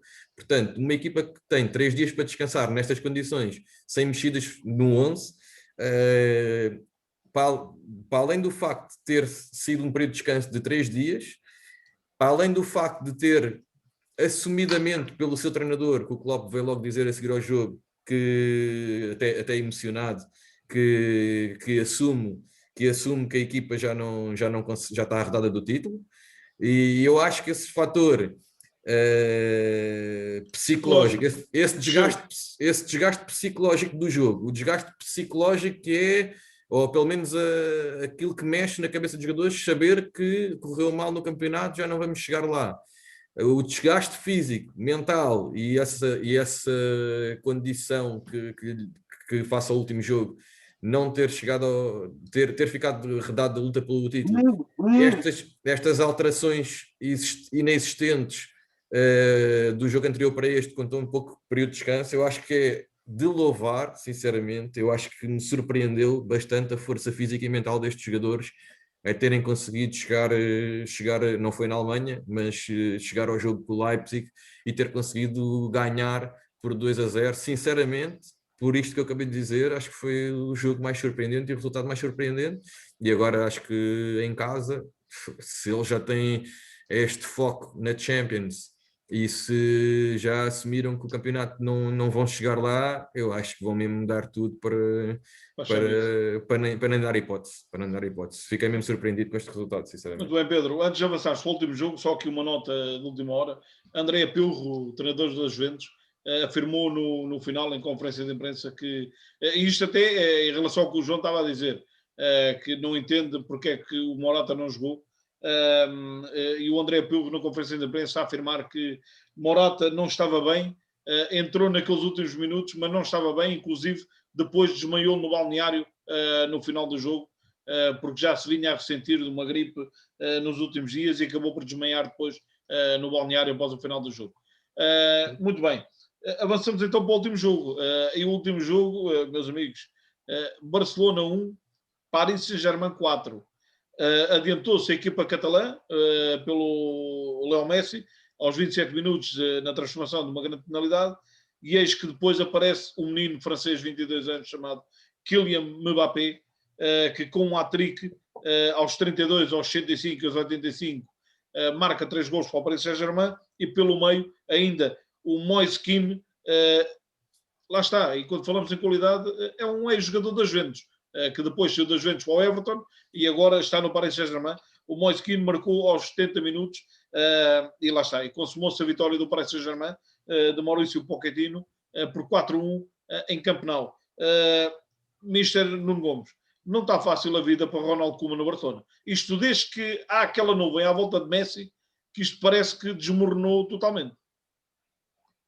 Sim, não começou bem a época para o Barcelona, com todas aquelas indefinições, a saída do Luís Suárez, a indefinição do Messi, se fica, se vai embora, muita instabilidade, e o Barcelona não se encontra. Neste jogo até acaba por entrar melhor que o PSG e acaba por chegar ao gol de grande penalidade. Foi uma entrada mais forte do Barcelona. Depois do golo, o PSG acaba por pegar no jogo, embora mais linhas próximas, a fechar o corredor central, a deixar o Mbappé preparado para o momento do ganho de bola, para transitarem rápido e com sucesso. Apesar de também terem tido bons momentos de ataque organizado, esses contra-ataques foram o que acabaram por fazer moça no Barcelona, com um Barcelona muito, muito, muito frágil. Depois o menino, o Mbappé acaba por fazer um jogo épico. Nem percebo bem. Quem só ouvir este jogo nem sabe qual é o pé mais forte do Mbappé. Faz 2 gols de pé sai de direita, sai de esquerda, sai de qualquer maneira. Sim, no primeiro gol até recebe com o direito e depois dá com o esquerdo. Depois o segundo gol é de pé esquerdo, o terceiro já é de pé direito. Rebentou completamente com o Barcelona. Podemos estar na presença de um futuro melhor do mundo. Sim. Para mim, neste momento, depois desta era do Messi e do Ronaldo, o jogador que me parece mais de ser o herdeiro é o Mbappé. Há outros também com idade que podem lá chegar, mas neste momento, e com apenas 22 anos, já chegou à final da Liga dos Campeões, já foi campeão do mundo, já foi campeão francês, já tem um palmarés muito rico, e é alguém que parece ser um craque dentro, como perto do que outros de lá chegar. Muito bem, vitória justa do PSG, e penso não ter o Barcelona a dar a volta na segunda mão. É um Barcelona muito frágil. Noutros tempos acreditaria numa remontada, parece-me praticamente impossível, tendo em conta a fragilidade do Barcelona. E atenção que neste jogo não estiveram o Di Maria, que costuma sobressair neste tipo de jogos, não estava o Neymar, não estava uma série de jogadores. Estiveram outros com uma qualidade imensa. Adoro o Leandro Paredes. É um grande jogo que fez o Paredes. Sim, Draxler que entrou, a condição no gol do jogo é fantástica. Uma arrancada, tem espaço, vai em progressão, fixa os dois defesas do Barcelona, no momento certo de soltar a bola, só tinha que decidir. Os dois defesas do Barcelona tinham os apoios ambos mal orientados, decidiu passar o melhor jogador e tinha um bocadinho mais de tempo e espaço.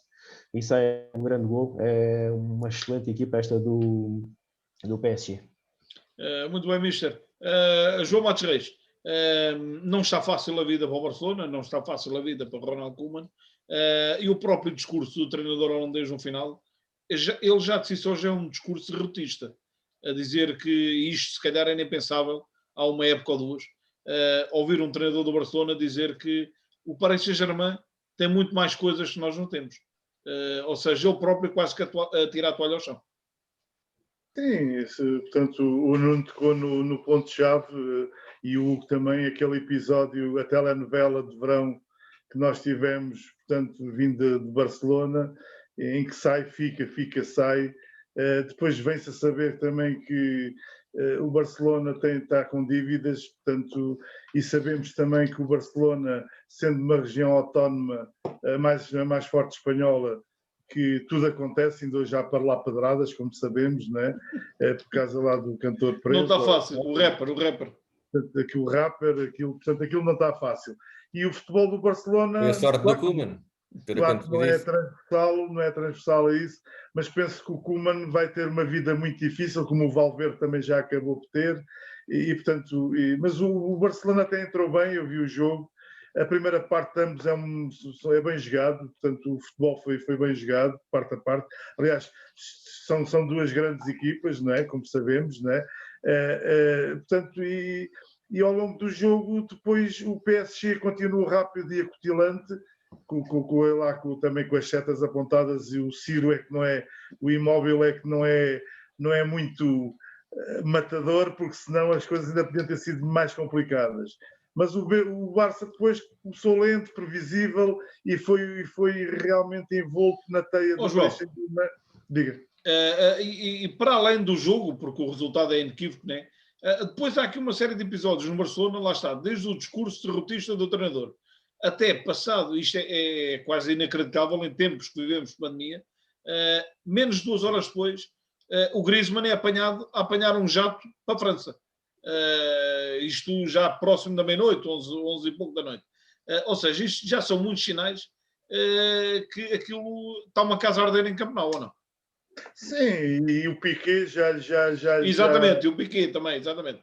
E é assim, e o Griezmann, eu sei que ele é francês, aliás, falou-se há bocadinho dos jogadores que podiam vir a ser depois destes dois reis, né? Do Ronaldo e do Messi. Houve uma altura que o Neymar e o Griezmann parecia que viriam a ser, mas não, perderam o comboio. E o Griezmann, portanto, entra num balneário muito fechado, muito à Futebol Clube do Porto. Eu tive já 5 vezes em Barcelona e tive um estágio, tive 3 meses em Barcelona a fazer um estágio. Conheci a mentalidade do catalão e do adepto que o é, e sei que aquilo são, dão tudo, mas também exigem tudo, não é? Pronto. E o Griezmann não se integrou bem. E vir agora dizer que o Messi, o Ronaldo e um adversário direto, que neste momento eles são colegas de seleção, mas que o Mbappé vai ser o futuro, eu acho que podia dizer numa outra altura, está-se a desmarcar, portanto, está-se a desmarcar, está a dizer que do lado de lá, está a dizer que do lado dele tem um bom jogador, que é o Messi, todos sabemos, não é preciso ele dizer, e também está a dizer que do outro lado está o adversário que também, pronto, e que marcou 3 golos, mas o Piqué já mandou recado, o Piqué já mandou recado. Uma das coisas que eu sei, ou que eu julgo saber, o que se passa é que o balneário do Barcelona está a ser esvaziado e então os históricos começam a ser poucos. É o Alba, sobretudo o Busquets e o Piqué, como sabemos, né? Mas está a ser curto. Temos um guarda-redes que não morre de ataque cardíaco, é bom guarda-redes, mas faz lembrar o nosso do Benfica também, que são muito tranquilos, quer dizer, pronto, eu gosto de ver guarda-redes de vez em quando, como o argentino do Porto, parece que nasceu no Porto, em Sudefeita, quer dizer, pronto, o gajo vive o jogo e já levanta os braços. Pronto, o Der Stegen é muito tranquilo, muito calmo, mas ele não é o culpado da crise, portanto, e o Hugo tocou em ponto-chave, o treinador, portanto, está a mandar a toalha ao chão, a estrutura, há publicidade do Laporta, inclusivamente à porta portanto, ele fez lá um placar a dizer que quer voltar, portanto, e foi dizer mesmo na cara de Chamartin que contem com ele, que ele vai ser adversário deles, portanto, e sabemos sempre que no Barcelona é apetecível, é um clube apetecível, aquilo é uma marca, não é, como sabemos, não é? Em que há sempre 4, 5, 6 candidatos crónicos. Portanto, é um clube também muito dividido quando as coisas não correm bem, não é? Pronto. Voltando ao jogo, há uma característica também no Barcelona, e quem vir as fichas de jogo ontem, eles têm 4 espanhóis e 3 franceses. Portanto, sabemos que, até porque tiveram muitos portugueses, como todos sabemos, né? Portanto, o Barcelona, e tem o argentino Messi, não é? E não só, e holandeses, não sei o que, não sei mais. Mas, aliás, a escola, a presença do Cruyff lá levou depois que tivesse lá, portanto, muitos jogadores, abriu as portas, não é? Claro. Porque o Barcelona tem uma ligação muito forte, o Van Gaal como treinador e tudo isso, né? Pronto. Agora, o que é que acontece? Mas o balneário, o 11, ter 4 espanhóis, porque mesmo depois os outros que entraram não eram espanhóis, quer dizer, pronto, e isso nota-se que há ali uma transformação que eu não sei, eu com toda a distância e a diferença de escala, embora o Barcelona é mais poderoso que o Benfica, não é? Não vamos misturar, embora o Benfica também é uma marca, não é? Uma marca nacional e internacional. Eu penso que o Barcelona e o Benfica são clubes europeus que vão passar uma travessia do deserto se não se reestruturarem urgentemente. Se calhar passa até pelos treinadores, porque também cá vimos um discurso derrotista, não é? Já, não é? Pronto. Mas, de qualquer das maneiras, e ainda pegando no menino Mbappé, há uma situação que, por exemplo, que isto demonstra o que é a filosofia e a mim faz-me um bocado de confusão. E eu não vou crucificar o Lenglet, porque coitado do homem é francês, ele nem me conhece, nem eu o conheço, mas é um jogador de top, é um jogador de seleção, 11 vezes internacional, começa no Nancy, depois está há 3 anos no Sevilha, sempre efetivo, está há 3 anos ou 4 anos no Sevilha, está há 3 anos no Barcelona, sempre efetivo, mas é um jogador que, e ontem há uma estatística que isto demonstra o que é realmente neste momento o Barcelona. O Lenglet foi o jogador que fez mais passes, fez 87 passes, falhou 2 passes, portanto fez 85 passes acertados. Para um central, isto é uma coisa notável, mas nos golos ele não está lá. Quer dizer, ele nos golos é batido lá pelo italiano Moise Kean, não é? No lance em que tabela ele e o Piqué, mas o Piqué está em curva descendente, não é? Como sabemos, não é? Mas o Piqué é estranho. Não estou a dizer que eu, ou o Nuno, ou o Pedro, ou o Hugo, jogando ao lado do Piqué, não é? Que a gente já não joga, não é? Mas eu penso que um central de qualidade superior jogar ao lado do Piqué, aquilo é uma referência, é uma escola. como, por exemplo, eu penso que o Mbemba, ninguém conhecia o Mbemba, eu pelo menos não conhecia, ao lado do Pepe, está um senhor central, e nem me quer lembrar de alguns jogos que ele marcou 2 gols de cabeça, não é? Pronto, o que é que acontece? Essa é a grande situação, que é, se calhar, a filosofia, o De Jong, o Koeman tem muito o costume de, ontem acaba de ficar a 3, com o De Jong a recuar. O De Jong é médio, não inventem. O futebol, quando se inventar, o Barcelona não pode inventar, e quer dizer, o Barcelona pode ficar a 3, mas não é um médio que nem é um médio volante ou um médio o cabeça da área, como se costuma dizer. Portanto, isso é inventar. E o futebol do Koeman, que é um futebol holandês, não é? Um futebol que, portanto, em que há realmente a posse de bola e todos os setores dinâmicos, não é? E aí estão os treinadores que sabem melhor disto do que eu, não é? Mais que importante que as táticas são as dinâmicas. O Barcelona realmente está a afundar-se. E temos uma birra do Messi, não é? Que com certeza vai para o Paris Saint-Germain. E se calhar, eu penso que um dia ainda se vão encontrar os dois, o CR7 e o Messi, o M10, se calhar ainda se vão encontrar com o MBP, e seria aí um tridente que nunca visto. Como ao nível do Liverpool, era um tridente ao nível do Liverpool. Eu acho, com todo o respeito, apesar do Messi e do Ronaldo estarem na curva descendente, mas mesmo assim era superior ao tridente. Também acho que sim. Superior, pelo menos em botas de ouro e bolas de ouro, em metal seria superior. João, e em Paris, dia 9? Depois há uma questão, o MBP, portanto, o Mbappé... O João não quer avançar para a segunda barra. Não, mas ainda antes do Mbappé faz 6 remates, 4 acertam na baliza e 3 são gol. Portanto, e é ambidestro, um jogador ambidestro, é um jogador que eu não sei se ele é canhoto, se ele é direito, eu não sei. Eu sei é que ele chuta com o pé que tem mais à mão, como se costuma dizer. Como dizia o João Pinto, não é? Como dizia o João Pinto. E depois há uma coisa muito importante, que é marcar 3 golos ao Barcelona e no campo, ele foi o único que fez isso. Mentira, foi o segundo que fez isso. Só o Shevchenko é que tinha marcado pelo Dinamo de Kiev em 97, quando tinha lá o Figo, o Couto e o Bahia. O Bahia levou 4 do Shevchenko em Barcelona. Até há quem diga, com todo o respeito ao Nuno, o 99 eram os números que ele sofria no Barcelona, porque o Barcelona marcava... Eu lembro-me desse jogo. Marcava 120, mas sofria 90, como diz o outro. Eu, por acaso, lembro-me desse jogo e acho que foi o jogo que marcou o início do fim do Vítor Bahia lá em Barcelona, porque acho que ele vinha de uma lesão grave no joelho e quis jogar esse jogo e não estava em condições. E foi com o Dinamo de Kiev, não foi com... Foi. No equipa, né? Pronto. E depois, João, segunda mão. Não, e depois há uma situação que é... O João não quer, eu tenho que passar ao Pedro, temos que acabar. Para terminar, o Barcelona, por exemplo, só houve 5 jogadores que marcaram 3 gols ao Barcelona na história do Barcelona.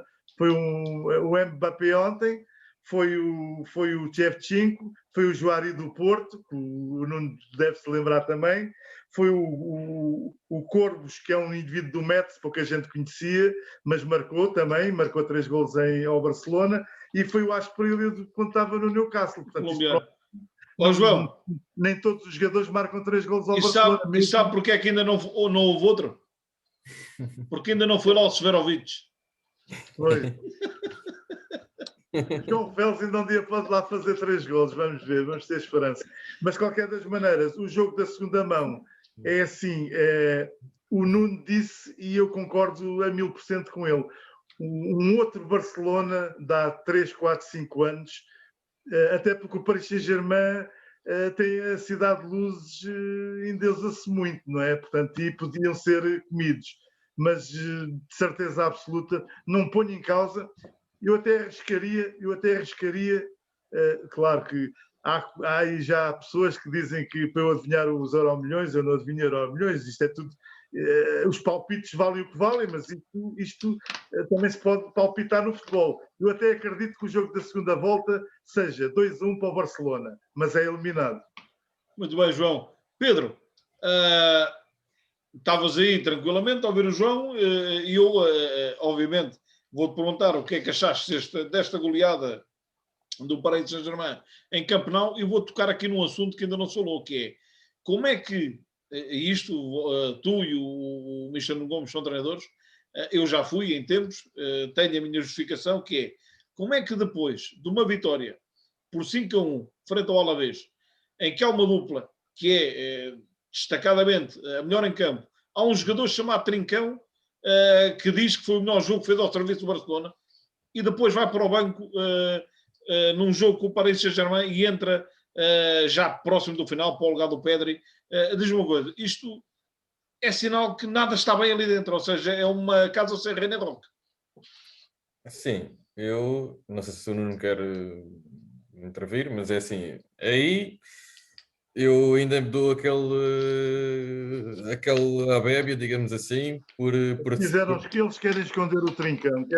Não, pelo facto da gestão, a eventual gestão do esforço que possa ter acontecido. E mas eu qual acho esforço, Pedro? Se o Trincão quase nunca jogou, começou a jogar agora, não pode estar cansado. Mas jogou no último jogo. Ontem. Diz? Ontem jogou 5 minutos. Sim, não. Se calhar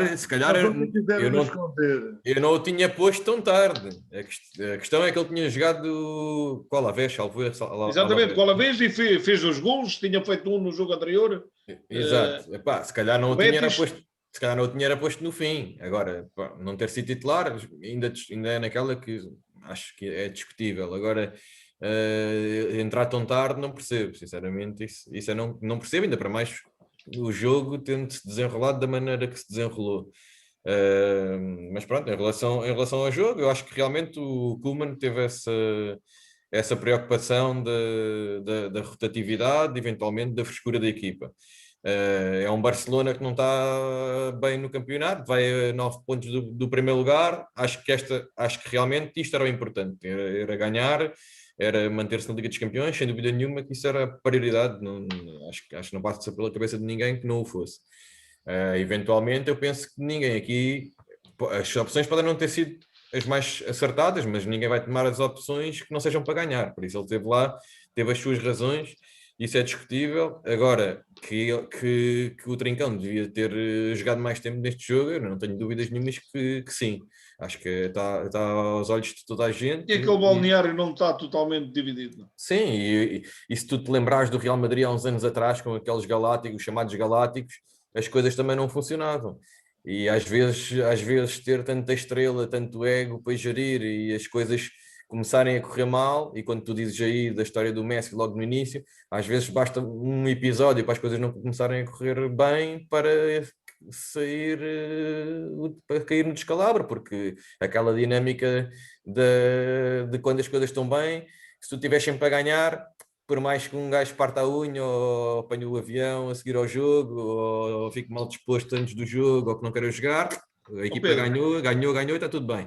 Quando começa a não ganhar, todos esses episódios vão se tornando uma bola de neve e não há aqui milagre nenhum que vai afetar a equipa. E não falta ali, por exemplo, estou-me a lembrar agora, entre vários, mas estou a lembrar de um, não falta ali naquele balneário um Charles Puyol, por exemplo. Eventualmente. Para meter ordem naquilo tudo. Eventualmente. Porque o Piqué não é um líder, quer dizer, o Piqué não é um líder, o Piqué desfoca-se daquilo que era suposto ser uma referência de balneário, não é? Porque é o jogador dos mais antigos do Barcelona e um catalão, mas ele desfoca-se totalmente em outros assuntos. São personalidades e formas de estar totalmente diferentes. Exatamente. Eu acho que o Puyol era capaz de enfrentar todos em fila ao plantel inteiro se fosse preciso e dar 3 cabeçadas a quem precisasse de as levar, sinceramente. O grande Barcelona tinha muitos jogadores ali formados na Catalunha, o Xavi, o Pedro, eram muitos.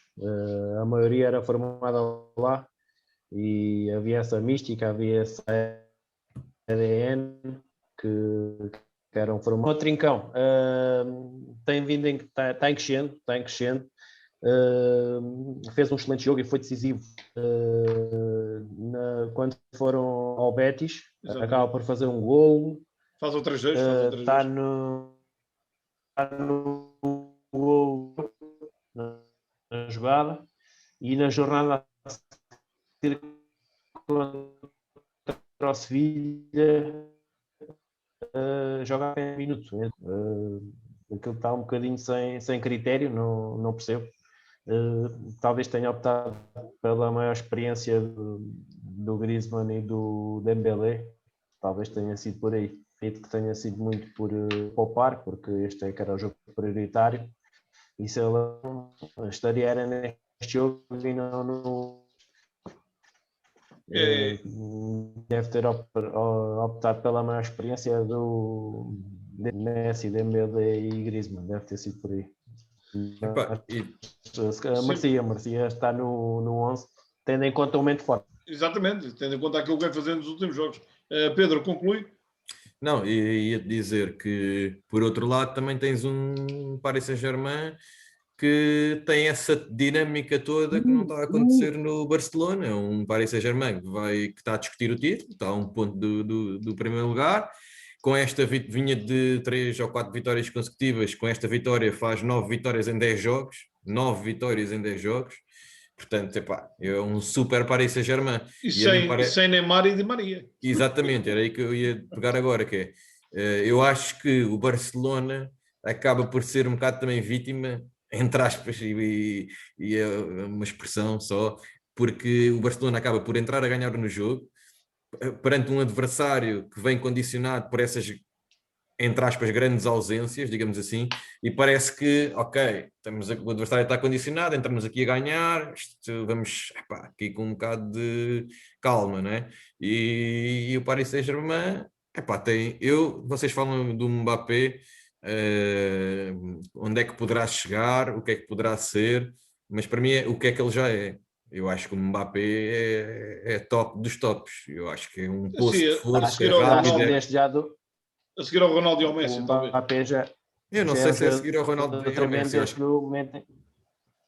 Neste momento eu acho que ele está nesse top, sinceramente. Eu acho que ele neste momento está nesse top.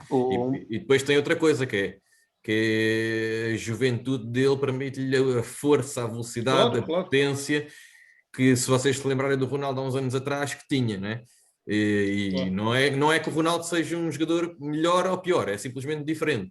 Mas se vocês se lembrarem do Ronaldo há uns anos atrás, o Mbappé tem a força, a potência, é possante, é rápido, é finalizador, e não, para mim não é onde é que ele poderá chegar, é o que é que ele já é. E eu acho que se este ano, por exemplo, na Champions conseguir fazer aquilo que tem feito e o Paris Saint-Germain chegar à final ou for vencedor, eu acho que tem tudo para este ano já ter um prémio FIFA, sinceramente. E eu acho que este Paris Saint-Germain está fortíssimo e em casa vai ser muito difícil deixar fugir esta eliminatória. Já se nos lembrarmos, já com 18 anos na altura no Mónaco do Leonardo Jardim, sem dúvida. Já fazia a diferença. Sem dúvida. A equipa na altura chegou acho que foram campeões franceses, chegaram à meia-final da Liga dos Campeões, depois com 9 anos é campeão do mundo e foi um jogador influente na França, com um rendimento elevadíssimo desde os 18 anos. E muito tem bem. Uma característica claro, que nós não o conhecemos, não é? Evidentemente, mas ao contrário de grandes jogadores franceses, como é o Griezmann e outros, ele parece de uma humildade muito grande, porque os franceses têm a mania que são os americanos da Europa, não é? E no futebol sabemos o que é que temos pago com eles, que até a nível de arbitragem, mas não vamos por aí. Mas de qualquer das maneiras este Mbappé, ou como é que se quer chamar? O Mbappé, portanto, tem uma característica e não é o facto de ser amigo do Ronaldo e achar que o Ronaldo é melhor que o outro, nem é por aí, mas daquilo que eu vou lendo, daquilo que ele vai aparecer, também não há histórias e parece-me um rapaz muito humilde dentro da característica dele e realmente é um jogador que é diferente. Muito bem, João, Pedro e Michel Gomes, muito obrigado. Eu tenho aqui em nota de rodapé também dizer que para a Primeira Liga, jogo em atraso, o Vitória de Guimarães empatou esta noite a 2 bolas frente ao Farense. Adiantou-se o Guimarães aos 14 minutos pelo Pepe Lu. Empatou o Farense pelo Ryan Gold de grande penalidade aos 21. Ainda na primeira parte, o Mark Edwards, a fazer o 2-1 para o Vitória, e já aos 79 minutos, com o Farense reduzido a 10 por expulsão do André Pinto à passagem do minuto 60, aos 79 o Stojkovic a empatar para o Farense, ou seja, Mr. Jorge Costa a chegar a Faro e a conseguir, depois de uma vitória na Madeira no último jogo frente ao Nacional, a conseguir agora um empate em Guimarães, ou seja, 4 pontos muito saborosos e muito preciosos para a equipa do Mr. Jorge Costa. Meus amigos, foi a noite Champions, uma estreia aqui no Futebol Online, e deixem-me que vos diga, porque para quem pensa que quem está no Distrital só sabe do que é Distrital, acho que aqui esta noite demos, e eu vou dizer demos, vou-me incluir nos 4, uma prova de que somos efetivamente muito atentos ao que se passa a nível de futebol mundial. Não é só Distrital, não é só nacional, é mundial. E efetivamente, a meu ver, isto é um programa de Champions, não é aquilo que a gente está acostumado, que é, em vez de procurarmos aquilo que foi bom no jogo, vamos à procura de desculpas para um ou outro resultado e perder mais de 90% do nosso tempo a falar de árbitros. Não, aqui falámos de futebol. Os meus parabéns aos 3, foi uma excelente noite. Para a estreia, acho que não podia ter corrido melhor. Eu recordo que amanhã vamos voltar aqui no Futebol Online com a noite de Liga Europa. Joga-se os oitavos de final amanhã, já hoje, neste momento de meia-noite. A partir das 10h10 da noite estarei aqui em direto com o Mister Francisco Matias, treinador do Ponte Rolense, o Marco Cabasso e o Bruno Lopes do painel residente do Futebol Online.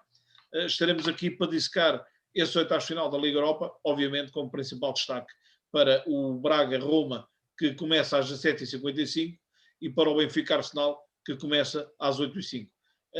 Meus amigos, caros seguidores do Futebol Online, foi uma noite de Champions. Muito obrigado, João Matos Reis, muito obrigado, Pedro, muito obrigado, Nuno Gomes. Foi um gosto enorme ter-vos hoje aqui. Um grande abraço e uma santa noite, e até amanhã. Obrigado. Um abraço a todos. Obrigado. Um abraço a todos. Foi um prazer estar convosco também. Foi um prazer. Tudo bom.